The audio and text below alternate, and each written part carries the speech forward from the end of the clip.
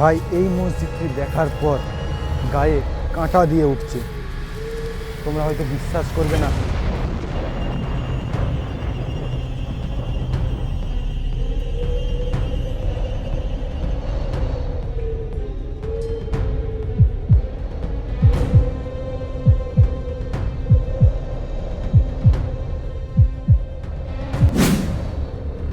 নমস্কার বন্ধুরা, আমি বিপ্লব। আরও একটি নতুন ভিডিওতে তোমাদেরকে স্বাগত জানাচ্ছি।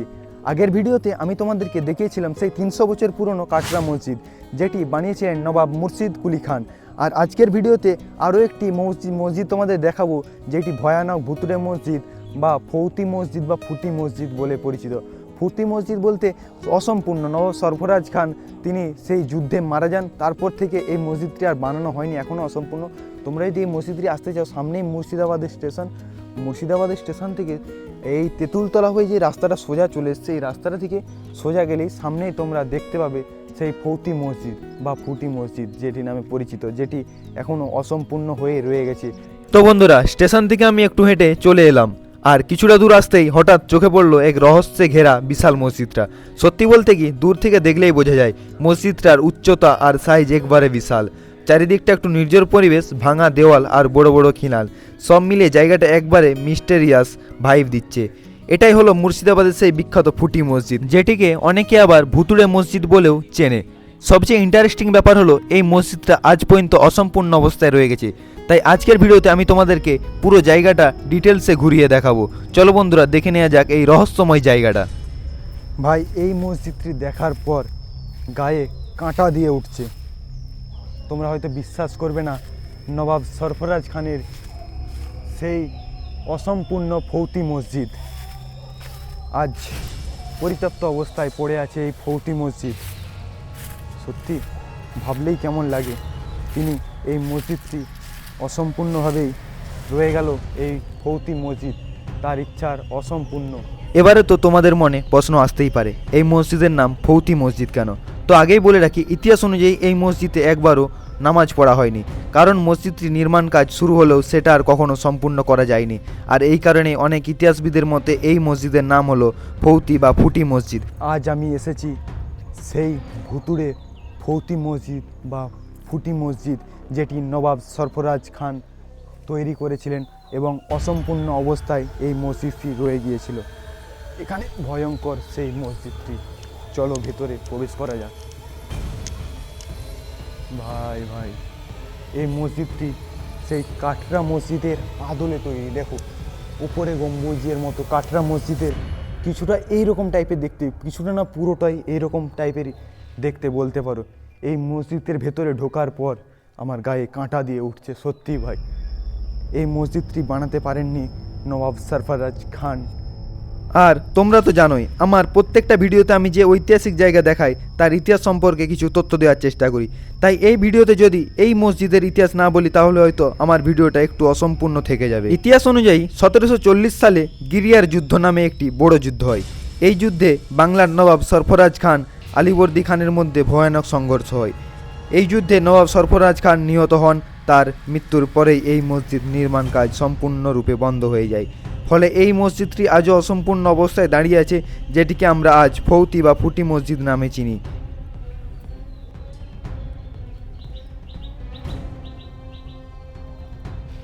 এই সেই মসজিদ, চারিদিকটা দেখে আমি বলার ভাষা খুঁজে পাচ্ছি না। এরপর আমরা এই সাইডে দেখছি এটি সিঁড়ি আছে, তো চলো সিঁড়িতে ওঠা যাক।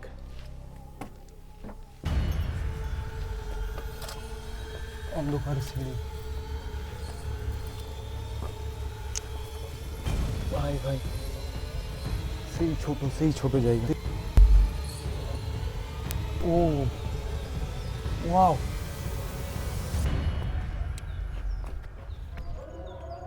ও এর উপরে আমি উঠছি এখন। এটি হলো মসজিদের ছাদ। এখানে সবাই ওঠানামা করে এই ছোট্ট সিঁড়ির মধ্য দিয়েই। এই যে গম্বুজ দেখতে পাচ্ছ,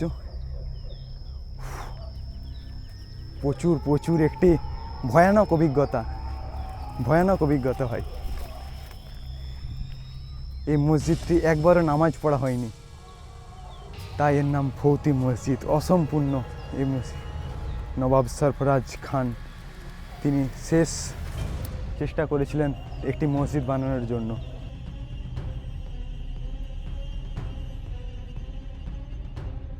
ভাই চারিদিকে গাছ, মসজিদের চারিদিকে উপরে গাছ হয়ে গেছে। তো চলো, এর উপরে থাকা একটু রিস্ক হয়ে যাবে, তো এখন নিচের দিকে যাওয়া যাক। সত্যি ভয়ানক অভিজ্ঞতা, ভয়ানক। ভালো লাগছে এইরকম ঐতিহাসিক জায়গা ঘুরতে, কার না ভালো লাগে বলো তো। সত্যি আজ ঘুরতে এসে আমার অভিজ্ঞতা, ভিডিও বানানোর থেকে আমার নিজের অভিজ্ঞতা বিশাল হচ্ছে ভাই।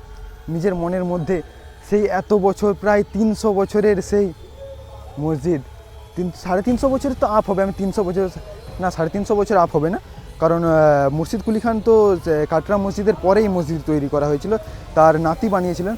তো 250 বছরের উপরেই মসজিদটি হবে। ভাই ভাই ভাই, ওয়াও! সেই 250 বছরেরও পুরনো সেই ফৌতি মসজিদ আজ সেই পরিত্যক্ত অবস্থায় পড়ে আছে। ফৌতি মসজিদ, এটিকে ভারত সরকারের নজর দেওয়া উচিত এবং এই মসজিদটিকে রক্ষণাবেক্ষণ করা অবশ্যই উচিত। এত বছরের পুরনো একটি মসজিদ। এরপরে নামার জায়গাটা দেখাবো তোমাদের। ওই পাশেও একটি সিঁড়ি আছে, আর এই পাশেও জানি না কিভাবে নামবো।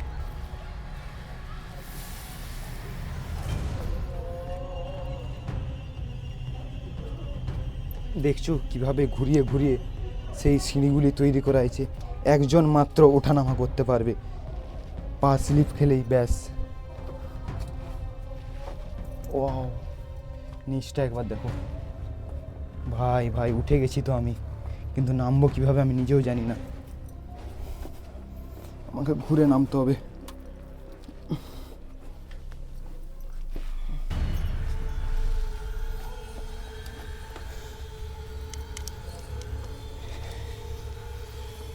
ও,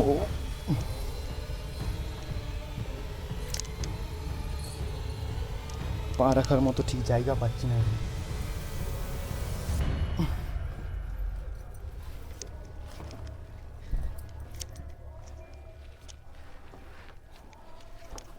এই পরিত্যক্ত মসজিদের মধ্যে আমি একা ঘেমে যাচ্ছি। ভাই ভাই, ওয়াও! মসজিদের মধ্যে ডিজাইন দেখো, ডিজাইন তৈরি করেছে কেমনভাবে। ডিজাইন তৈরি করা হয়েছে ইট দিয়ে, পুরো চুন সুরকির দেওয়াল আর ইটের। ওয়াও! একটু আগে ওর উপর দিয়ে আমি হেঁটে বেরোচ্ছিলাম।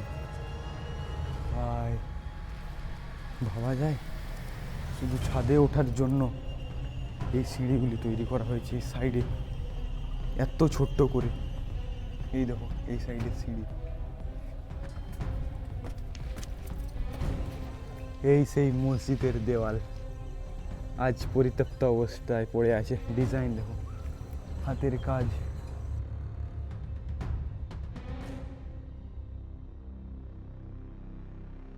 তো বন্ধুরা চলুন, সন্ধে হয়ে এসছে। আজকের এই ছোট্ট ভিডিওতে তোমাদেরকে দেখালাম আমি সেই নবাব সরফরাজ খানের ভুতুড়ে ফৌতি মসজিদ। তো চলো আজকের ভিডিওটি এখানেই শেষ করা যাক। তো আশা করি ভিডিওটা ভালো লাগলে অবশ্যই লাইক, শেয়ার, কমেন্ট করে পাশে দেখো। তো আজকের জন্য বাস এতটুকুই। দেখা হবে কোনো নতুন ভিডিওতে, পরবর্তী কোনো নতুন একটি ঐতিহাসিক বিষয় নিয়ে। তো চলুন, ততক্ষণের জন্য টাটা, গুড বাই নয়, আবার ফিরে আসবো। तो चलो टाटा। आज के लिए बस नहीं, मिलते को नेक्स्ट वीडियो के साथ नया टॉपिक के साथ। तब तक के लिए जय हिंद, जय भारत, वंदे मातरम, भारत माता की जय।